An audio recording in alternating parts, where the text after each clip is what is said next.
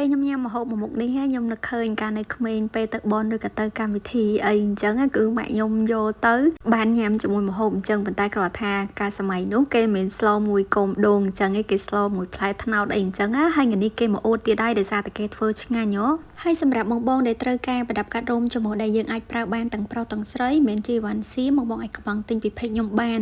ននិយាយទៅគឺរបស់ល្អបងទិញទៅទទួលបានប្រអប់មួយបានជាមួយច្រាសសិតរោមចេះមួយហើយបានដងឡែមខាងក្នុងដល់ទៅ2ជាប្រភេទដៃអ៊ីណុកដែលប្រើហើយគឺអត់ច្រេះទេយើងអាចលាងទឹកសម្អាតបានអីអញ្ចឹងណាហើយនេះបដូលរបស់គេបងឬក៏កត្រៃនឹងក៏ត្រូវដែរពេលដែលយើងប្រើហើយយើងចង់ដូរថ្មីអីអញ្ចឹងគ្រាន់តែមូលខ្ចៅកន្លែងនេះបន្តិចម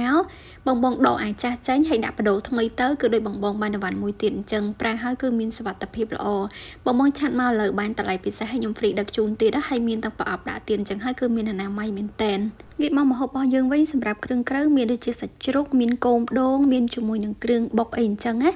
មុនដំបូងខ្ញុំដាំទឹកឲ្យពុះសិនមកម៉ាក់ខ្ញុំគាត់ឲ្យដាំទឹកទៅដើម្បីស្រស់វាអញ្ចឹងហើយសម្រាប់គោមដូងយើងមិនបាច់ស្រស់ក៏បានដែរដោយសារតែវាអត់ល្វីងអត់អីដូចគោមថ្នោតទេបងប៉ុន្តែខ្ញុំដាំហើយអញ្ចឹងគឺខ្ញុំស្រស់តែម្ដងទៅណាមួយពេលយើងស្រស់ចឹងទៅក៏ធ្វើឲ្យពណ៌វាស្អាតជាងមុនអានេះដោយសារតែខ្ញុំដាក់ទូទឹកកកកន្លែងកកអញ្ចឹងណាអញ្ចឹងហើយគឺពណ៌វារៀងឡើងលឿងខ្លាំងបន្ទាប់មកខ្ញុំបន្ថែមជាមួយអំបិលបន្តិចពេលយើងស្រស់ចឹងទៅមានអីបងវាអត់សូវដិតអីចឹងហើយណាមួយពេលដែលស្រស់ខ្ញុំយកទៅលាងទឹកមួយតង់ទៀតឃើញតែប៉ុណ្្នឹងគឺវារៀងធ្លាក់ពណ៌ជាងមុនបន្តិចហើយវាអត់សូវដិតខ្លាំងពេកទេស្រស់តែប៉ុណ្្នឹងខ្ញុំបិទហ្គាសហើយលើកវាចេញយកវាទៅត្រាំទឹកត្រជាក់បន្តិចហើយលាងសម្អាតឲ្យស្អាតមកខ្ញុំប្រើឆ្នាំងដដែលដាក់ជាមួយនឹងប្រេងអូលីវបងឲ្យដាក់ខ្លាញ់បងមានក៏បានដែរបន្ទាប់មកបន្ថែមជាមួយគ្រឿងបុកអាគ្រឿងនេះម៉ាក់ខ្ញុំគាត់បុកជាលក្ខណៈគ្រឿងស្លម្ជូរបង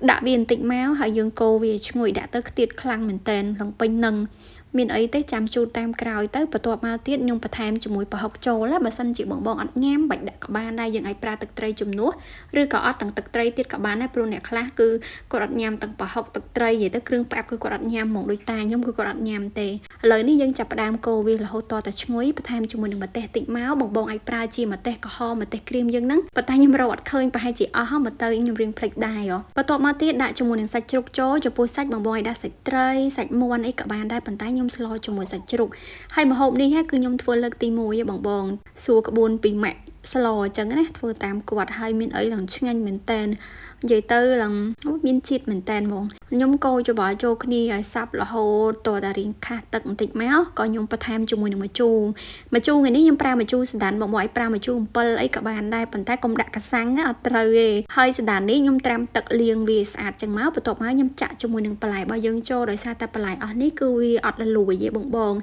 ងចឹងហើយយើងដាក់ជាមួយគ្នាកូរវារហូតដល់រៀងខាស់ទឹកបន្តិចមកដើម្បីកុំឲ្យឆ្អាបចឹងណាដោយសារតែអានេះគឺខ្ញុំយកទៅលាងហើយខ្ញុំអត់សូវបានពូតវាខ្លាំងហើយបងខ្ញុំខ្លាចវាបាក់អីចឹងហើយខ្ញុំធ្វើលំដែរទេកូរច្របល់វារហូតតតែសាប់អញ្ចឹងមកបើសិនជាមានម្ទេសក្រហមយើងបានដាក់ជាមួយកាន់តែច្រើនណាទឹកសម្លយើងគឺពណ៌ក្រហមស្អាតដូចការីអញ្ចឹងប៉ុន្តែខ្ញុំអត់មានបន្ទាប់មកទៀតខ្ញុំចាក់ជាមួយនឹងខ្ទិះដូងចូលបងខ្ញុំប្រើខ្ទិះដើមសល់ពីស្លថ្ងៃមុនចឹងហើយខ្ជិលតុកដាក់ទឹកអស់តែម្ដងចាក់ប៉ុណ្នេះមកល្មមសិនចាំយើងដាក់វគ្គក្រោយបន្តទៀតចឹងណាឥ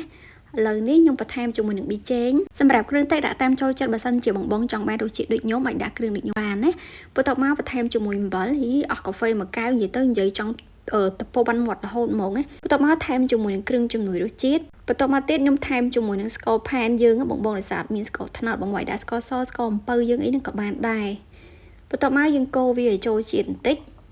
សម្លមួយមុខនេះឆ្ងាញ់បងអាចសាកមើលបានតែអ្នកអត់ចូលចិត្តខ្ទិះយើងស្លមិនបាច់ដាក់ខ្ទិះក៏បានដែរប៉ុន្តែបើមួយមុខនេះខ្ទិះឆ្ងាញ់ជាងហើយខ្ញុំក៏បន្ថែមជាមួយនឹងខ្ទិះមកទាំងអស់តែម្ដងបងខ្ជិលតុកណាមួយខ្ទិះដូងពេលតុកក្នុងទូទឹកកកយូរធំប្រេងហើយវាមានអារម្មណ៍ថាវាអត់សូវឆ្ងាញ់ដូចយើងញ៉ាំភ្លាមអានេះយើងយកមកស្លអីបើសិនជាយកធ្វើផ្អែមវិញបានខ្ទិះស្រស់ភ្លាមល្អជាងបិទគម្របមកសតុះអញ្ចឹងមកវាក៏ចាប់ផ្ដើមលាយទឹកកកហើយមកសតុះក្រោយមកទៀតគឺយើងអាចភ្លក់រសជាតិបានខ្ញុំគឺប៉ុណ្នេះល្មមមកឆ្ងាញ់មកបងដោយសារតែយើងទឹកសម្លយើងកុំញ៉ាំដិតពេកអញ្ចឹងដោយសារតែយើងហត់ទឹកច្រើនកូរច្របល់វាហើយក៏ទុកឲ្យវាពុះមកសតុះទៀតអញ្ចឹងណាបងដោយសារតែសាច់ជ្រូកខ្ញុំចង់ឲ្យវាឆ្អិនល្អបើសិនជាបងចូលចិត្តវីដេអូនេះកុំភ្លេចជួយ like page like វីដេអូនេះម្នាក់មួយឬក៏ share ទុកធ្វើញ៉ាំក៏បានដែរធានាថាឆ្ងាញ់ខ្លាំងមែនតែនហ្មងណាបងហើយបើមានជីបងឲ្យដាក់ជាមួយនឹងជីនឹងវងតិចក៏បានដែរផ្ទះខ្ញុំមានដែរខ្ញុំយកទៅដោតហើយដោះហោបងប៉ុន្តែខ្ញុំអត់បានបេះដាក់ផងខ្ញុំខ្ជិលអញ្ចឹងនឹងឃ្លានបាយពេកទៅភ្លេចបដ ாய்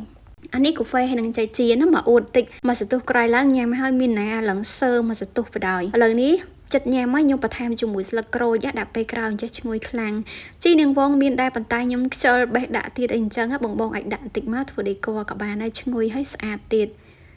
chứ anh khăng mình tên chăm mưa là cáo nhom sạ slo cho mũi tray ấy mà đòn á bong mà họ bao nhóm cử ban đội rồi lấy bên đi cứ nhom riệp chăm nhầm tầm mà đòn hay ap thọt nâng ở đằng viêm một viêm cái lại nâng viêm pro là pe thọt từ bong chừng hay nhom chờ đã cho nhom cắt tranh từ mà đó thọt bẹ cả đá tị bạt bong ôi khôi tập bên nâng á tầm nồng mỏng nè để cho trận nhầm slo cái tị ấy á khơi tình nhiệt đằng tập bên chặt tay nè khác quả chơi nhầm cái tị tà lòn in chấn chân mà đặt cái tị dân slo tật xâm lộ thông mà đa cả bạn đa nhầm cho mũi ba á ngày nhom nhầm ở lòng pi cha nó để xa ta chinh anh pe gió đo vẹt lụa ấy bong mà sân chỉ slo cho mùi sạch ấy chinh anh nhé complete comment bạm nhom mà nè mùi phong video ba nhom cứ miên tập ban năng nghe bong complete chui like page hay like video này mà nè mùi phong nè hay complete chui subscribe channel YouTube ba nhom mà nè mùi phong chinh anh mình tên rồi chia cái lằng em chọc chu hal hay ở con là bong từng ở kia để ban trong này pe beli mua video nhom là hot đa chạp ở con trong bye bye